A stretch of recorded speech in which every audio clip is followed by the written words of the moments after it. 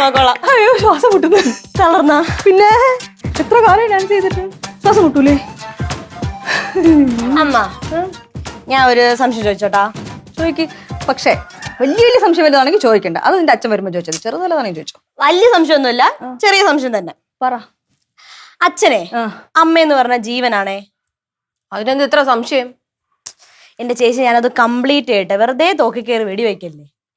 അപ്പൊ ഇത്രയും ജീവനായ അമ്മയുടെ മനസ്സറിയാൻ അച്ഛന് പറ്റിയിട്ടില്ലെന്ന് ഞാൻ പറഞ്ഞ എന്തുകൂടി ഇവള് പറയുന്നേ? കാര്യം തെളിച്ചു പറഞ്ഞാലേ മനസ്സിലാവുള്ളൂ.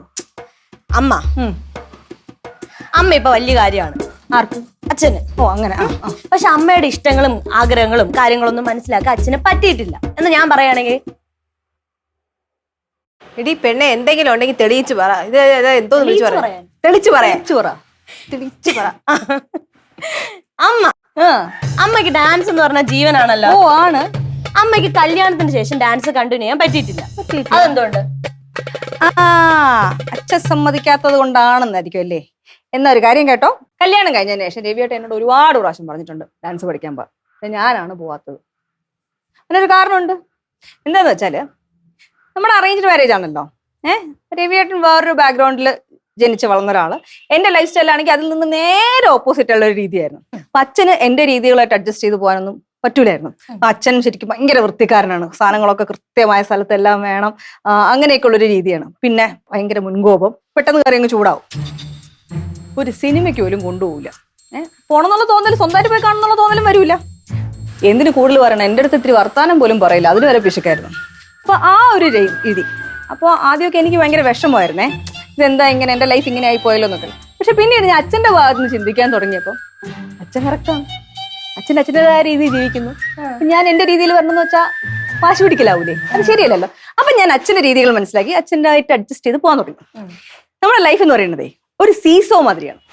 സീസോയോ? പാർക്കിലെ കുട്ടികൾ കളിക്കുന്ന സീസോ ഉണ്ടല്ലേ, രണ്ട് സൈഡിൽ ഇരുന്നിരിക്കുന്ന അങ്ങോട്ടും ഇങ്ങോട്ടും. മനസ്സിലായത് ഈ ഫാമിലിയും സീസോയും തമ്മിലുള്ള ഒരു ബന്ധം മനസ്സിലായില്ല. സീസോ ഗെയിം എങ്ങനെയാണ്? ഒരാള് പൊങ്ങുമ്പോ ഒരാള് താന്നു കൊടുക്കും, മറ്റൊരാൾ പൊങ്ങുമ്പോ അദ്ദേഹം താന്നു കൊടുക്കും. ലൈഫില് രണ്ടുപേര് തമ്മിൽ വഴക്കുണ്ടാവുന്ന സമയത്ത് ഒരാളങ്ങ് കയറി ചൂടാവും. അപ്പൊ മറ്റേ ആൾ താഴ്ന്നു കൊടുത്തു കഴിഞ്ഞാൽ പ്രശ്നം ഉണ്ടാവുമോ? ആ വഴക്ക് സോൾവ് ആവൂലേ? മറ്റേ ആളങ്ങ് താഴ്ന്നു കൊടുക്കുക, ഇയാളങ്ങ് പൊങ്ങുമ്പോ ഇദ്ദേഹം താഴ്ന്നു കൊടുക്കും.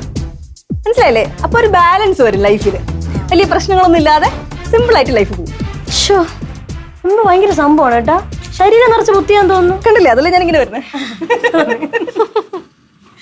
എന്തൊക്കെ സംശയം പിള്ളേരെ നിങ്ങൾ ചോദിക്കണത്?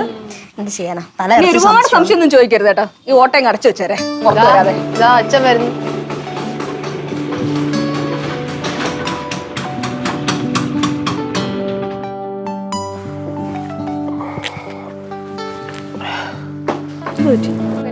മുഖം പാടി.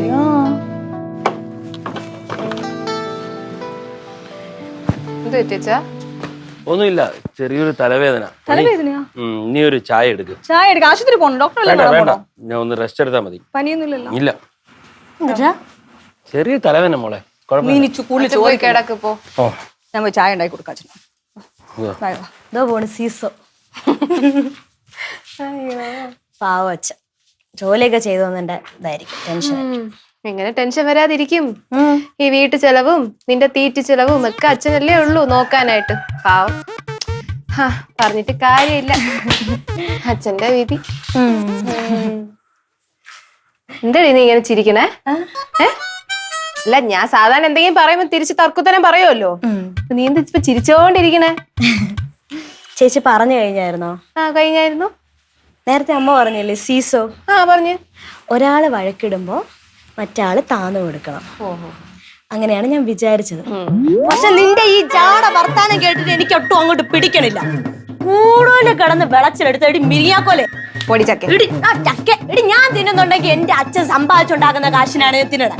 നിന്നെ ഉണ്ടല്ലോ എടി ജാട വർത്താനം പറയാനാണെങ്കിൽ മാമൻ ഇടയ്ക്കിടയ്ക്ക് ഒരു 19ാമത്തെ അടവ് പറയൂലേ, അത് ഞാൻ ഇവിടെ അങ്ങ് പ്രയോഗിക്കും. ഞാൻ അടവ് കാണിച്ചു തരാം.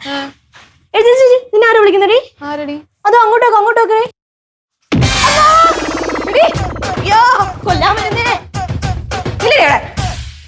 ചിരിയും മൊഴിയും ചേരും തട്ടുപൊളിപ്പൻ കൂടാണേ എന്നിഷ്ടം നിന്നിഷ്ടം ഒത്താലോ തന്നിഷ്ടം പിടിപലി കളി ചിരിപൂരം മുരളയ്ക്കു പേര്